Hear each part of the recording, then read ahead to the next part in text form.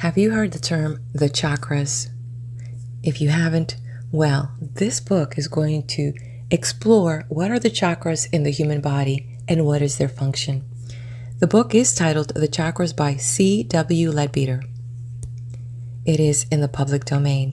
In the previous chapter, we covered about the primary life force, the serpent fire, the kundalini rising. I don't know if some of you are familiar with that. And also the psychic forces. Of all the things that was mentioned in the previous chapter that was really full of so much knowledge was the idea that back in the 1700s, humans were already onto the concept that thoughts occupy a place in space. Now, we're not just talking about the function of what the body does as an electro neuron activator and processing thoughts in the brain. We're talking about the thoughts. And I was fascinated with the concept that there are packets of thoughts in space. These could be fear thoughts, could be happy thoughts, and depending on what state we are putting ourselves in, we're either adding and attracting to those specific thoughts, or we are dissipating them. I shared this idea with my mother, and she was telling me of an experience that she recently had. And she said, I can relate with this. And she said, I was in the kitchen and I found a stack of dishes. They were dirty. And for a minute there, I was going to be upset that these were left there. And then I remembered how my daughter-in-law was saying that she likes to leave the kitchen clean so that when the next person comes in, that everything is nice and clean. That's what she said. So this particular day, here's my mom getting irritated by the fact that this is what was said before, and now these dishes are there and they're all dirty, and she's now having to be in a dirty kitchen. And she was feeling this anger and frustration, and then she said, well, wait a minute. It must be the feeling that my daughter-in-law had when she found the kitchen full of dirty dishes. And then she goes, okay, well, I'm done with that. I understand how she feels now, and let's clean this up. So then she goes, I get that. Because I normally would not be upset about that, but I was picking up these thoughts and feelings. And I quickly worked through that and felt really happy that now I understand my daughter-in-law a little better. Perhaps to you, this may be an everyday testimonial about little incidents in the mundane that happen. Yet think about this when we are in traffic, when we are shopping, when we are working in our buildings, wherever that may be, when we walk into a restaurant. And if we pause for a minute to feel that energy and to and the energy is the space and the thoughts that are created in that ambience. We can be oblivious to this, or we can be aware and be proactive in how we come into that space by either dissipating the anger or increasing the love, which was also mentioned in the previous chapter. And also, the author also mentioned which chakras activate these centers, the fear and the love centers. I'd like to take a minute and say hello, I am Daisy, and if you're new to my channel, welcome, and to our community here, welcome back. Again, if you're new and you just found us at this video and would like to catch up with this book, please visit my book playlist and grab the book there, and also go ahead and look through the channel. Okay, let's get started on chapter 3. As I look at the different headings of the chapter sections in here, looks like it's going to be interesting. We're going to cover the different colors of the chakras, the vitality and health, and also, interesting, vitality and magnetism. So if you're ready, let's get started. Chapter 3. The absorption of vitality. The globule. The vitality globule, though inconceivably minute, is so brilliant that it is often seen even by those who are not in the ordinary sense clairvoyant. Many a man looking out towards the distant horizon, especially over the sea, will notice against the sky a number of the tiniest possible points of light dashing about in all directions with amazing rapidity. These are the vitality globules each consisting of 7 physical atoms, as shown in Figure 5c. The fiery lives, specks charged with that force which the Hindus call prana. It is often exceedingly difficult to be certain of the exact shade of meaning attached to these Sanskrit terms, because the Indian method of approaching these studies is so different from our own. But I think we may safely take prana as the equivalent to our vitality. When this globule is flashing about in the atmosphere, brilliant as it is almost colorless and shines with a white or slightly golden light. But as soon as it is drawn into the vortex of the force center at the spleen, it is decomposed and breaks up into streams of different colors, though it does not follow exactly our division of the spectrum. As its component atoms are whirled around the vortex, each of the 6 spokes seizes upon one of them, so that all the atoms charged with yellow flow along one, and all those charged with green along another, and so on, while the 7th disappears through the center of the vortex, through the hub of the wheel, as it were. These rays then pass off in different directions, each do its special work in the vitalization of the body. Plate 8 gives a diagrammatic representation of these paths of the dispersed prana. As I have said, the colors of the division of prana are not exactly those which we ordinarily use in the solar spectrum, but rather resemble the arrangement of colors which we see on higher levels in the casual, mental, and astral bodies. What we call indigo is divided between the violet ray and the blue ray, so that we find only 2 divisions there instead of 3. But on the other hand, what we usually call red is divided into 2, rose red and dark red.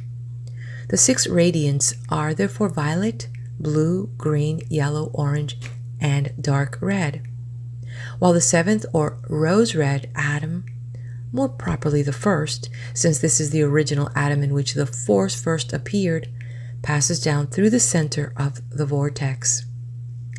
Vitality is thus clearly 7-fold in its constitution, but it flows through the body in 5 main streams, as has been stated in some of the Indian books. For after issuing from the splenic center, the blue and the violet join into one ray, and so do the orange and the dark red. Plate 8. The violet-blue ray. 1. The violet-blue ray flashes upwards to the throat, where it seems to divide itself, the light blue remaining to course through and quicken the throat center, while the dark blue and violet pass on into the brain.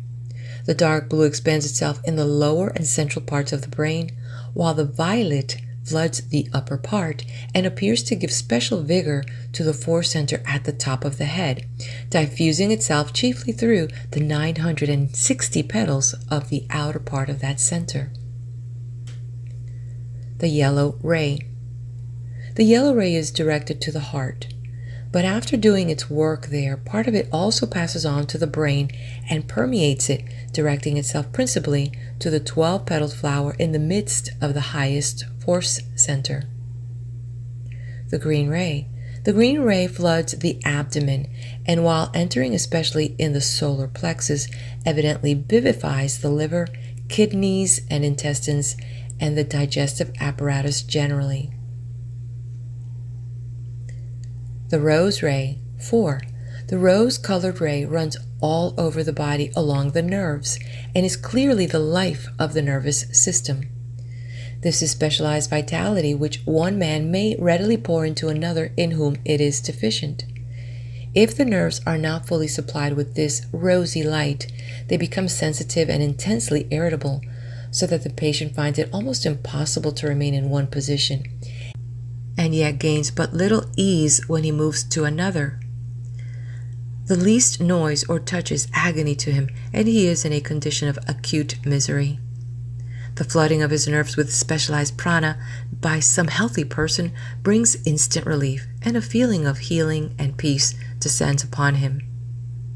A man in robust health usually absorbs and specializes so much more of this vitality that is actually needed by his own body that he is constantly radiating a torrent of rose-colored atoms, and so unconsciously pours strength upon his weaker fellows without losing anything himself.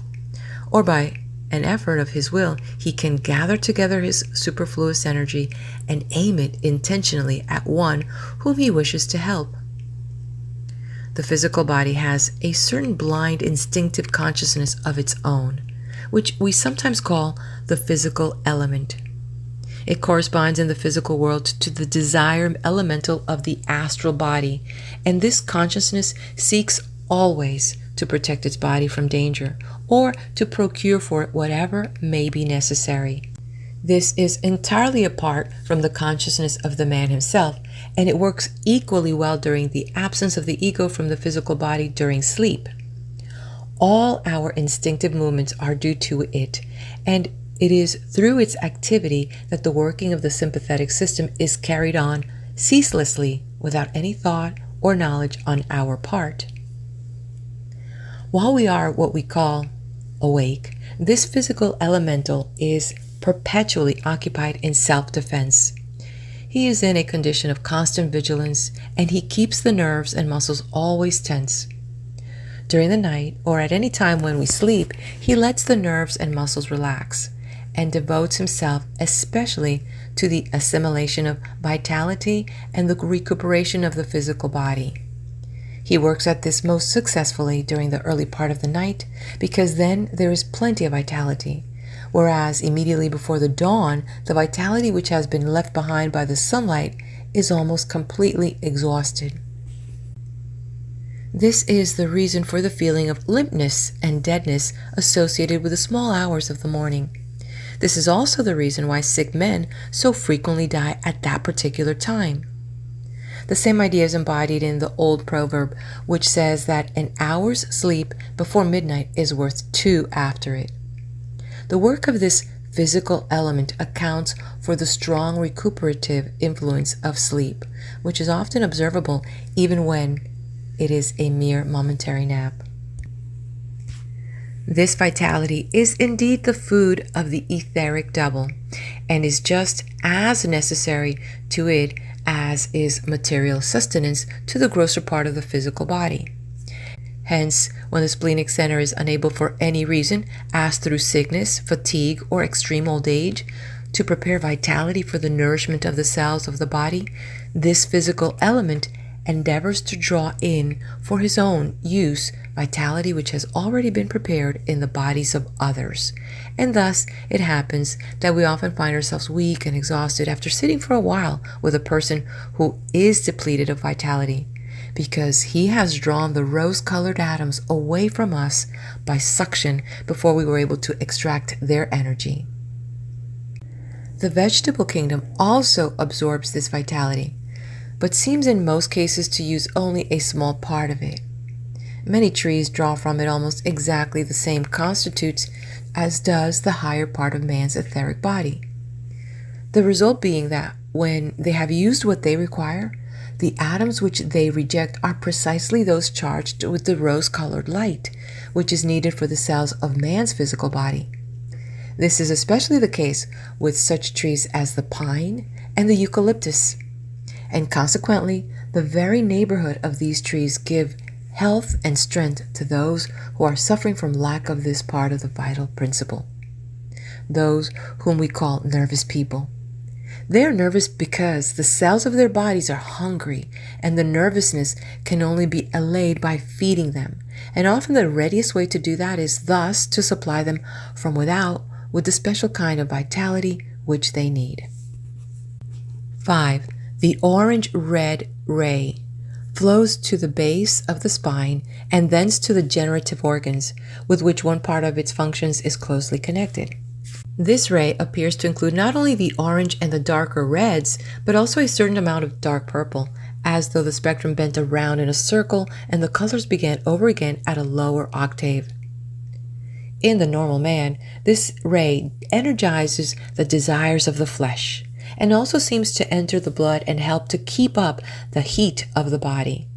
But if a man persistently refuses to yield to his lower nature, this ray can by long and determined effort be deflected upwards to the brain, where all three of its constituents undergo a remarkable modification. The orange is raised into pure yellow and produces a decided intensification of the powers of the intellect.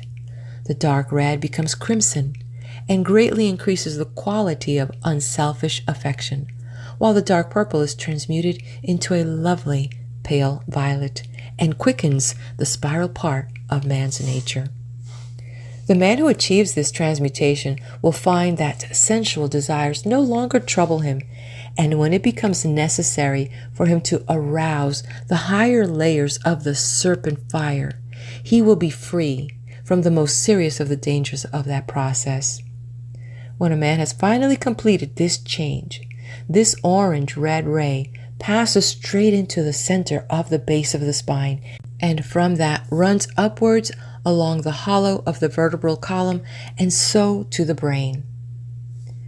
There seems to be a certain correspondence, Table 3, between the colors of the streams of prana flow to the several chakras and the colors assigned by Madame Blavatsky to the principles of man in her diagram in The Secret Doctrine, Volume 5, page 454, 5th IDR edition. The 5 prana vayus. In the Hindu books, there is frequent reference to the 5 principal vayus or pranas. The Granda Samhita gives their positions briefly as follows. The prana moves always in the heart, the apana in the sphere of the anus, the samana in the region of the navel, the udana in the throat, and the vyana pervades the whole body.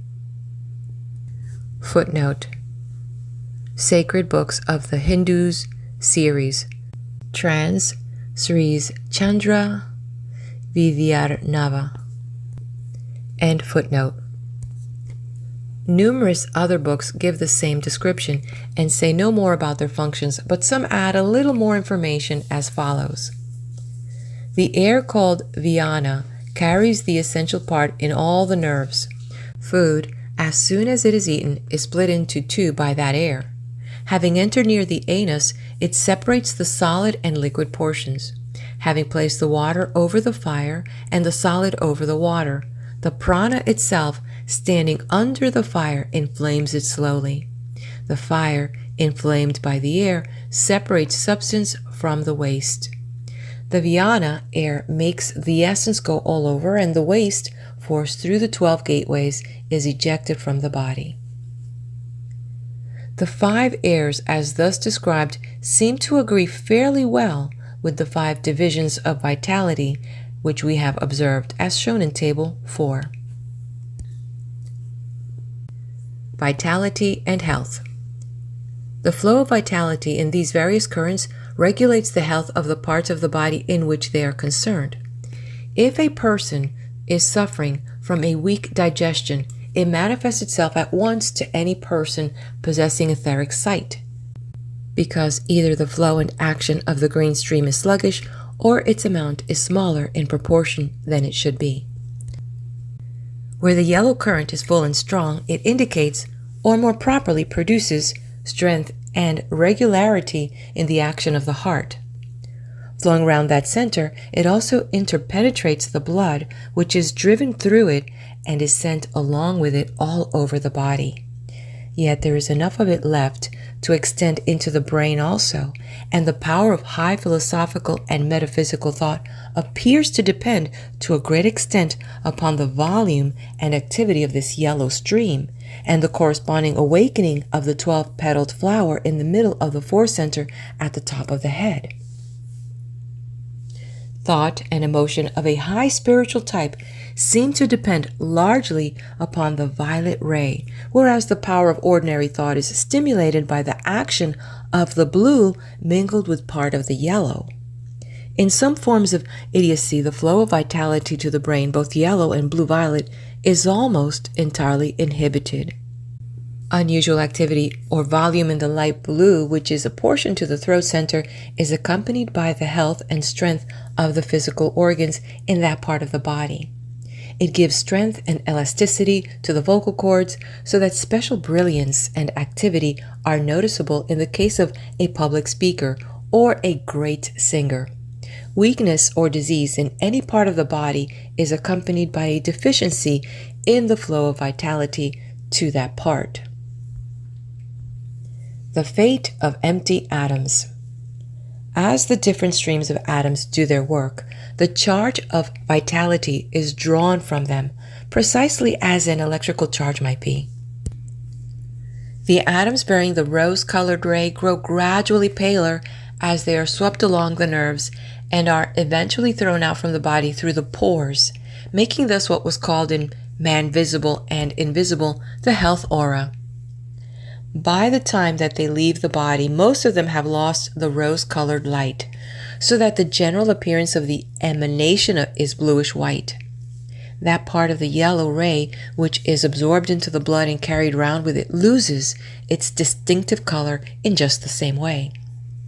The atoms, when thus emptied of their charge of vitality, either enter into some of the combinations which are constantly being made in the body, or pass out of it through the pores, or through the ordinary channels. The emptied atoms of the green ray, which is connected chiefly with digestive processes, seem to form part of the ordinary waste material of the body and to pass out along with it, and that is also the fate of the atoms of the red-orange ray in the case of the ordinary man. The atoms belonging to the blue rays, which are used in connection with the throat center, generally leave the body in the exhalations of the breath, and those which compose the dark blue and violet rays usually pass out from the center of the top of the head. When the student has learned to deflect the orange-red rays so that they also move up through the spine, the empty atoms of both these and the violet-blue rays pour out from the top of the head in a fiery cascade, which, as we have already seen in Figure 2, is frequently imaged as a flame in ancient statues of the Lord Buddha and other great saints. These atoms are thus used again as physical vehicles for some of the glorious and beneficent forces which highly evolved men radiate from the crown chakra. When empty of the vital force, the atoms are once precisely like any other atoms, except that they have evolved somewhat through the use that has been made of them. The body absorbs such of them as it needs, so that they form part of the various combinations which are constantly being made, while others, which are not required for such purposes, are cast out through any channel that happens to be convenient. The flow of vitality into or through any center, or even its intensification, must not be confused with the entirely different development of the center which is brought about by the awakening of the higher levels of the serpent fire at a later stage in man's evolution, with which we shall deal in the next chapter. We all draw in vitality and specialize it, but many of us do not utilize it to the full because in various ways our lives are not as pure and healthy and reasonable as they should be. One who coarsens his body by the use of meat, alcohol, or tobacco can never employ his vitality to the full in the same way as can a man of pure living. A particular individual of impure life may be, and often is, stronger in the physical body than certain other men who are pure. That is a matter of their respective karma. But other things being equal, the man of pure life has an immense advantage. All the colors of this order of vitality are etheric, yet it will be seen that their action presents certain correspondences with the signification attached to similar hues in the astral body. Clearly, right thought and right feeling react upon the physical body and increase its power to assimilate the vitality which is necessary for its well-being. It is reported that the Lord Buddha once said that the first step on the road to nirvana is perfect physical health. And assuredly, the way to attain that is to follow the noble eightfold path which he has indicated. Seek ye first the kingdom of God and his righteousness, and all these things shall be added unto you. Yes, even physical health as well. Vitality and magnetism. The vitality coursing along the nerves must not be confused with what we usually call the magnetism of the man, his own nerve fluid, specialized within the spine and composed of the primary life force intermingled with the kundalini. It is this fluid which keeps up the constant circulation of the etheric matter along the nerves, corresponding to the circulation of the blood through the arteries and veins. And as oxygen is conveyed by the blood to all parts of the body, so vitality is conveyed along the nerves by this electric current. The particles of the etheric part of man's body are constantly changing, just as are those of the denser part. Along with the food which we eat and the air which we breathe, we take in etheric matter, and this is assimilated by the etheric part of the body. Etheric matter is constantly being thrown off from the pores, just as is gaseous matter, so that when two persons are close together, each necessarily absorbs much of the physical emanations of the other. When one person mesmerizes another, the operator, by an effort of will, gathers together a great deal of this magnetism and throws it into the subject, pushing back his victim's nerve fluid and filling its place with his own. As the brain is the center of this nervous circulation, this brings that part of the subject's body which is affected under the control of the manipulator's brain instead of the victim's, and so the latter feels what the mesmerist wishes him to feel. If the recipient's brain be emptied of his own magnetism and filled with that of the performer, the former can think and act only as the latter wills that he should think and act. He is for the time entirely dominated. Even when the magnetizer is trying to cure and is pouring strength into the man, he inevitably gives along with the vitality much of his own emanations. It is obvious that any disease which the mesmerizer happens to have may readily be conveyed to the subject in this way. And another even more important consideration is that, though his health may be perfect, from the medical point of view, there are mental and moral diseases as well as physical, and that, as astral and mental matter are thrown into the subject by the mesmerist along with the physical current, these also are frequently transferred. Nevertheless, a man who is pure in thought and filled with the earnest desire to help his fellows may often do much by mesmerism to relieve suffering, if we will take the trouble to study the subject of the currents which enter the body through the chakras and flow along the nerves. What is it that the mesmerist pours into his subject? It may be either the nerve ether or the vitality, or both. Supposing a patient to be seriously weakened or exhausted, so that he has lost the power to specialize the life fluid for himself, the mesmerist may renew his stock by pouring some of his own upon the quivering nerves and so produce a rapid recovery. The process is analogous to what is often done in the case of food. When a person reaches a certain stage of weakness, the stomach loses the power to digest, and so the body is not properly nourished, and the feebleness is thereby increased. The remedy adopted in that case is to present to the stomach food already partially digested by means of pepsin or other similar preparations. This can probably be assimilated, and thus strength is gained. Just so, a man who is unable to specialize for himself may still absorb what he has been already prepared by another, and so gain strength to make an effort to resume the normal action of the etheric organs. In many cases of debility, that is all that is needed. There are other instances in which congestion of some kind has taken place. The vital fluid has not circulated properly, and the nerve aura is sluggish and unhealthy.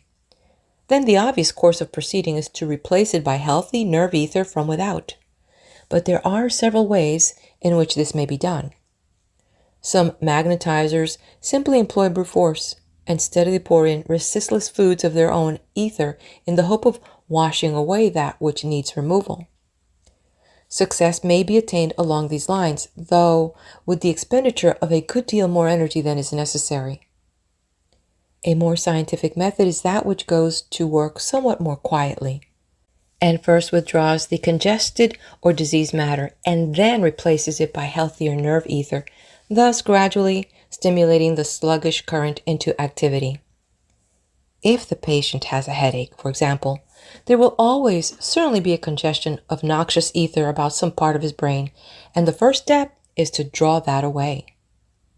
How is this to be managed? Just in the same way as the outpouring of strength is managed, by an exercise of the will. We must not forget that these finer subdivisions of matter are readily molded or affected by the action of the human will. The mesmerist may make passes, but they are at the most nothing but the pointing of his gun in a certain direction, while his will is the powder that moves the ball and produces the result, the fluid being the shot sent out. A mesmerizer who understands his business can manage as well without passes if he wishes. I have known one who never employed them, but simply looked at his subject. The only use of the hand is to concentrate the fluid and perhaps to help the imagination of the operator. For to will strongly, he must believe firmly, and the action, no doubt, makes it easier for him to realize what he is doing. Just as a man may pour out magnetism by an effort of will, so may he draw it away by an effort of will. And in this case also, he may often use a gesture of the hands to help him. In dealing with the headache, he would probably lay his hands upon the forehead of the patient and think of them as sponges steadily drawing out the deleterious magnetism from the brain. That he is actually producing the result of which he thinks, he will be very likely soon to discover. For unless he takes precautions to cast off the bad magnetism which he is absorbing, he will either himself feel the headache or begin to suffer from a pain in the arm and hand with which the operation is being performed. He is actually drawing into himself diseased matter, and it is necessary for his comfort and well-being that he should dispose of it before it obtains a permanent lodgment in his body. He should therefore adopt some definite plan to get rid of it, and the simplest is just to throw it away, to shake it from the hands as one would shake water. Although he does not see it, the matter which he has withdrawn is physical, and we can deal with it by physical means. It is therefore necessary that he should not neglect these precautions, and that he should not forget to wash his hands carefully after curing a headache or any malady of that nature. Then after he has removed the cause of the evil, he proceeds to pour in good, strong, healthy magnetism to take its place and to protect the patient against the return of the disease. One can see that in the case of any nervous affection, this method would have manifold advantages. In most of such cases, what is wrong is an irregularity of the fluids which course along the nerves. Either they are congested or they are sluggish in their flow, or on the other hand, they may be too rapid. They may be deficient in quantity or poor in quality. If we administer drugs of any sort, at the best, we can act only upon the physical nerve, and through it to some limited extent upon the fluids surrounding it, whereas mesmerism acts directly upon the fluids themselves and so goes straight to the root of the evil. End of chapter 3. Hit that like button and subscribe to the channel. Share this with your friends. Leave me a comment on what you thought of this chapter or what stood out for you. Let's head over to the next video where we're going to cover the functions of the awakened centers and more.